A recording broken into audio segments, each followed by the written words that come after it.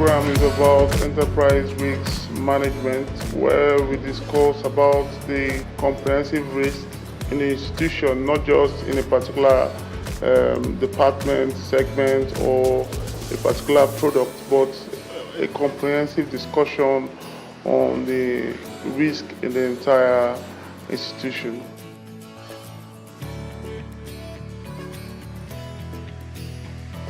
Is detailed risk and control analysis. So DRACA is our own name, but it's good.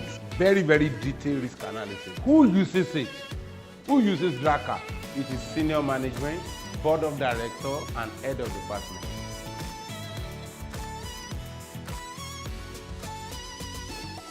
It has been very, very informative. We now have, as in we've been told about tools to be deployed. We have the DRACA.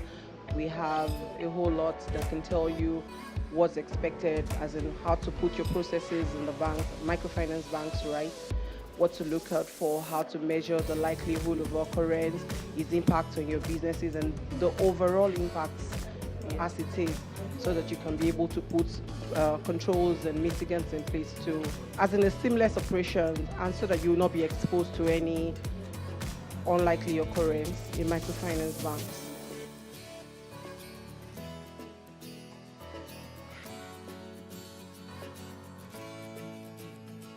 That's branch transaction risk report. And you must be able to identify the risk, quantify the risk score, formulate risk control.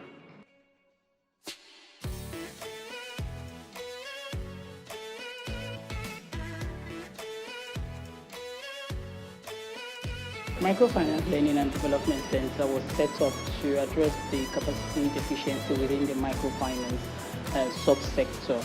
And at the strategy retreat sometime in 2018, the steering committee of MLDC actually started to draw out the gaps. So there's something called we call training needs analysis.